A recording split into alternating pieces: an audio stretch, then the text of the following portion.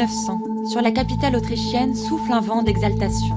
Aux terrasses des cafés, les esprits s'agitent, les artistes frémissent. Du spectre de la guerre, on est loin de sentir les prémices. Les Viennois virevoltent sur les rythmes à 3 temps. La vie est légère et intense. Strauss, Mahler, Klimt, Freud, tous n'ont qu'un mot à la bouche, modernité. Au milieu de la fièvre créatrice, une femme attire les génies comme des aimants. Elle s'appelle Alma. Partout où elle va, elle dégage quelque chose d'enivrant, de magnétique. Elle est une tornade et un tourbillon de douceur à la fois, énigmatique et sulfureuse. Son regard d'un bleu cruel fait frissonner les cœurs et trembler les âmes. À 17 ans, elle tombe amoureuse de Gustav Klimt. Dans l'atelier du peintre, Alma passe des nuits enivrantes. Elle pose sous tous les angles. Elle habite les peintures. Elle est sa muse. Pourtant, ce qu'elle veut, elle, ce n'est pas poser, mais composer. Elle rêve de devenir la plus grande musicienne de son temps. Elle qui connaît Wagner sur le bout des doigts, écrit sans relâche des sonates, des lieders, des opéras. Elle brûle d'égaler les plus grands génies. En janvier 1901, lors d'un dîner mondain, elle rencontre un autre Gustave Mahler, le grand compositeur. Nerveux et angoissé, mais célèbre et adulé. Elle s'éprend de son talent. Alors Alma devient Alma Mahler. Quelques jours plus tard, son destin prend la forme d'une lettre à l'écriture penchée. Le 19 décembre 1901, Mahler lui écrit « Tu dois être mon épouse et non ma collègue. Tu n'as désormais qu'une seule profession, me rendre heureux. » Alma lit et relit les terribles lignes tracées par son mari. Peu à peu, elle renonce à ses prétentions pour devenir une femme dévouée. La voilà épouse parfaite, veillant au bien-être du compositeur, préparant ses déjeuners et ses dîners, assistant aux répétitions. Elle le suit à New York et à Paris, et de nouveau à Vienne. À défaut de se consacrer à sa grande œuvre, elle tient salon. Elle oublie ses désirs dans les divertissements mondains. Les années passent, et l'humeur d'Alma oscille entre l'exaltation et la mélancolie. Mahler compose sa 5e symphonie, et Alma sombre dans la schizophrénie.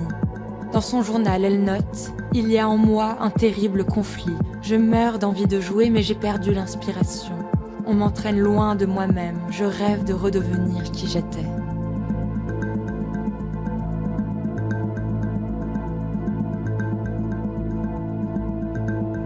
Gustave l'isole de ses amis.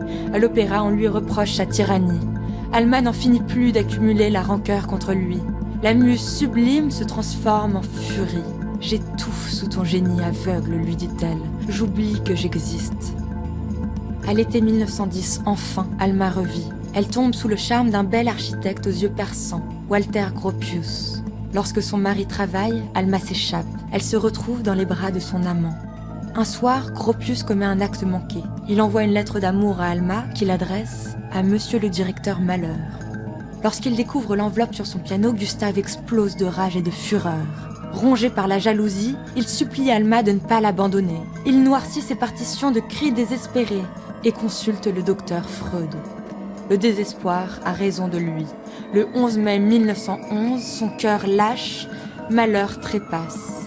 Alma ne peut s'empêcher de se sentir soulagée, libre, enfin. Elle écrit « Je ne veux plus être l'esclave d'aucun homme ». Pourtant, c'est déjà trop tard. Le mal-être s'est immiscé dans ses veines comme une araignée qui tisserait sa toile. Alma n'arrive plus à retrouver le chemin. Alors, elle se réfugie dans ce qu'elle sait faire de mieux, charmer et ensorceler. Elle collectionne les génies comme des pierres précieuses, le peintre Kokoschka, le poète Franz Werfel. Elle les enveloppe de sa lumière, exalte leurs dons, galvanise leur inspiration. De chaque amant, elle fait un dieu, puis le délaisse. En 1933, Alma a 50 ans. Le régime nazi proscrit la musique de Mahler, condamne l'architecture de Gropius, détruit les œuvres de Kokoschka, brûle les écrits de Werfel. Alma ne proteste pas. Elle s'enfuit en exil, en France, en Espagne, aux États-Unis. À New York, elle vit seule, mondaine et fatiguée, éclatante et naufragée. De temps en temps, elle se remet au piano. Elle cherche au plus profond d'elle-même une mélodie. Mais sous ses doigts écorchés, aucun son ne sort. Alors, elle écoute du Wagner et écrit « J'ai enterré mon rêve et c'est peut-être pour le mieux. »